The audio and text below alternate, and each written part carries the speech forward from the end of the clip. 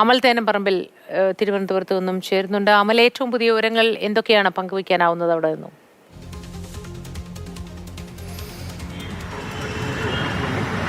Moti, Saigramam social welfare cooperative സൊസൈറ്റിയുടെ ഓഫീസാണ് നമുക്ക് പിന്നിൽ കാണുന്നത്.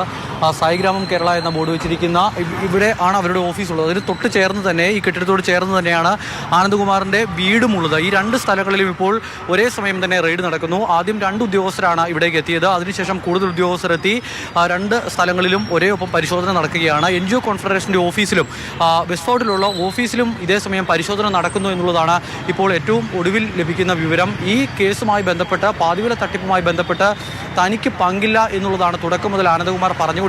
പക്ഷേ NGO കോൺഫെഡറേഷൻ്റെ ചെയർമാൻ എന്നുള്ള നിലയിൽ ഈ കാര്യത്തിൽ കൃത്യമായി തന്നെയുള്ള പങ്ക് ആനന്ദകുമാറിനുണ്ട്. തട്ടിപ്പിൽ പങ്കുണ്ട് എന്നുള്ളതാണ് ക്രൈംബ്രാഞ്ച് ഇന്നിപ്പോൾ കോടതിയിൽ സമർപ്പിക്കാൻ പോകുന്ന റിപ്പോർട്ടിൻ്റെ ഉള്ളടക്കം എന്ന് പറയുന്നത്.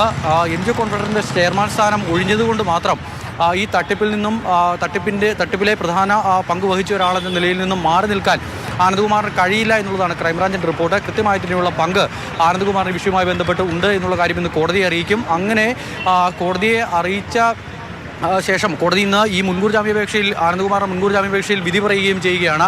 തിരുവനന്തപുരം 1ാം ക്ലാസ് അഡീഷണൽ കോടതിയാണ് ഈ കേസിൽ വിധി പറയുന്നത്, ഈ ജാമ്യാപേക്ഷയിൽ വിധി പറയുന്നത്. അതിനിടെയാണ് ഇഡിയുടെ അപ്രതീക്ഷിതമായൊരു നീക്കം ഈ കേസുമായി ബന്ധപ്പെട്ടുണ്ടാകുന്നത്. കള്ളപ്പണ ഇടപാട് ഈ വിഷയവുമായി ബന്ധപ്പെട്ട് നടന്നിട്ടുണ്ടോ എന്നുള്ളതാണ് പരിശോധിക്കുന്നത്. ഇഡി ഉദ്യോഗസ്ഥർക്കൊപ്പം വന്ന ആളുകളെയാണ് നമ്മളിപ്പോൾ അകത്തേക്ക് കയറി പോകുന്നത് കാണുന്നത്. സായിഗ്രാമം കേരളയുടെ ഓഫീസിലേക്കാണ് അവർ കയറി പോകുന്നത്. അതിന് ചേർന്നുള്ള വീടുണ്ട്. അവിടേക്കും മറ്റു ഉദ്യോഗസ്ഥർ അല്പം മുമ്പ് കടന്നു പോയിരുന്നു. കൂടുതൽ ഉദ്യോഗസ്ഥർ ഇവിടേക്ക് എത്തും എന്നാണ് അവർക്ക് ഒപ്പം ഉള്ള ആളുകൾ നമ്മളോട് സൂചിപ്പിക്കുന്നത്. വിവിധയിടങ്ങളിൽ, ഇവിടെ മാത്രമായി പരിശോധന ഒതുക്കില്ല. തിരുവനന്തപുരത്ത് തന്നെ ഈ സായിഗ്രാമവുമായി ബന്ധപ്പെട്ട വിവിധ ഓഫീസുകളുണ്ട്. അവിടെയെല്ലാം ഒരേ സമയം പരിശോധനയുമായി മുന്നോട്ട് പോകുക എന്നുള്ളതാണ് ഇഡിയുടെ ഇപ്പോഴത്തെ ഒരു തീരുമാനമെന്നാണ് അറിയാൻ കഴിയുന്നത്. ഏതെങ്കിലും തരത്തിലുള്ള കള്ളപ്പണ ഇടപാടുകൾ നടന്നിട്ടുണ്ടോ, അല്ല എങ്കിൽ ഈ ട്രസ്റ്റുമായി ബന്ധപ്പെട്ട് ഇവരിലേക്ക് വന്നിട്ടുള്ള NGO കോൺഫറൻസിലേക്ക് വന്നിട്ടുള്ള ഫണ്ടുകളിൽ എന്തെങ്കിലും തരത്തിലുള്ള പ്രശ്നമുള്ള ഫണ്ടുകളുണ്ടോ, ഈ കാര്യങ്ങളെല്ലാം ഒരേ സമയം പരിശോധിക്കുകയാണ്. രേഖകളെല്ലാം കൃത്യമായി തന്നെ ഇഡിക്ക് കൈമാറണമെന്നൊരു നിർദ്ദേശം ഇതിനോടകം തന്നെ ഈ സായിഗ്രാമത്തിലെ ഉദ്യോഗസ്ഥർക്ക് നൽകിയിട്ടുണ്ട്.